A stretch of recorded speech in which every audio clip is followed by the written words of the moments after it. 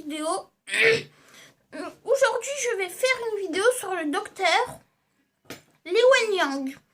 Qui est le docteur Li Wenliang? Li Wenliang est un docteur chinois très connu. Il est né je sais plus quand et il est mort en 2020 suite au coronavirus Covid-19. Li Wenliang est connu pour être le docteur lanceur d'alerte. Bon, Li Wenliang, je pense que vous le connaissez. Li Wenliang est né le 12 octobre 1986 à Bizen, en Chine.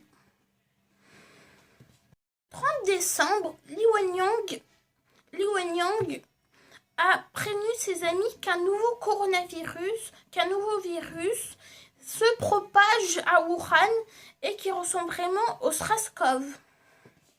Il dit à ses amis médecins de faire attention. Et le 3 janvier, Li Wenliang avec 7 autres médecins se font arrêter par la police pour avoir soi-disant,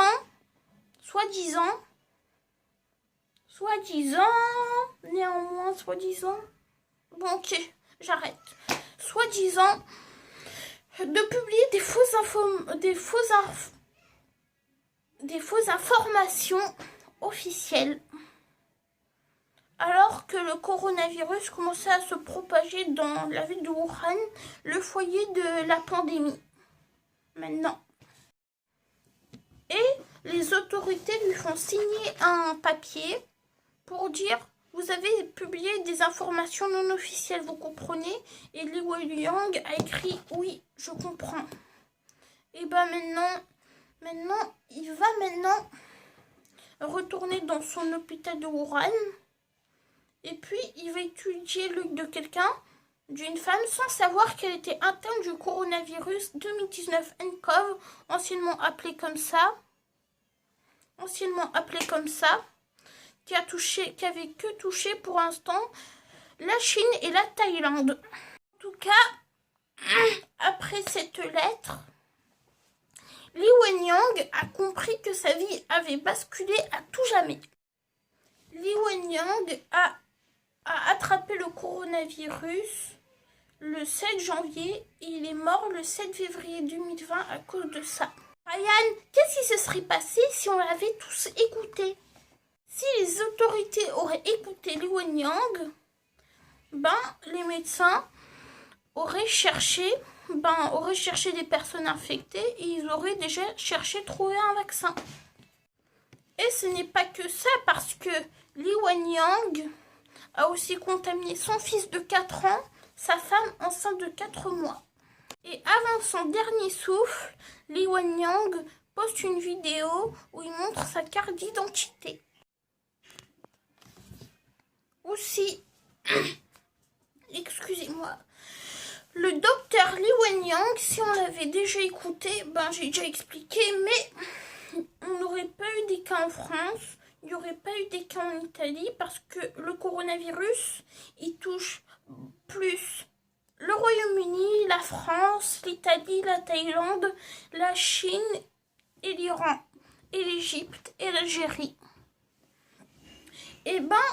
On n'aurait pas eu une pandémie mondiale, il y aurait pas eu de confinement si on avait écouté le docteur Li Wenliang. Et après sa mort, les Chinois ont comment dire, ils ont exprimé leur colère, leur rage parce qu'il n'y aurait pas eu tout ça si le SARS-CoV-2 ou 2019 nCoV ou Covid-19, vous l'appelez comme vous voulez, on n'aurait pas eu de pandémie comme ça. Et les Chinois, ils étaient vraiment très très en colère. Et aussi, les proches n'ont pas hésité à leur partager leurs sincères condoléances à la famille Wenliang. Et il n'y a pas que lui qui est contaminé dans sa famille, il a aussi contaminé, comme j'ai dit tout à l'heure, sa femme enceinte de 4 mois et son fils. Et normalement, il devait attendre un merveilleux événement vers la fin de l'été et début du printemps, ou vers l'été, il aurait eu un deuxième enfant. Mais malheureusement, ben la vie c'est la vie. Mais ben on salue vraiment. Je n'hésite pas à partager mes sincères condoléances à la famille Wanyang, à Li Wanyang, le médecin qui avait tenté de avertir. Ben parce que quand même, on n'aurait pas eu de pandémie. Mettez dans les commentaires que ben si on avait écouté Li Wanyang, il n'y aurait pas eu de pandémie, on est d'accord. Excusez-moi si je fais un peu ça, c'est juste qu'on... Voilà, ça me gêne un peu, mais bon, de faire ça en vidéo, mais bon. Ben voilà, Li Wanyang sera toujours considéré comme un héros et toujours comme le médecin qui avait tenté de sonner l'alerte. Au revoir tout le monde pour de nouvelles vidéos et dramas.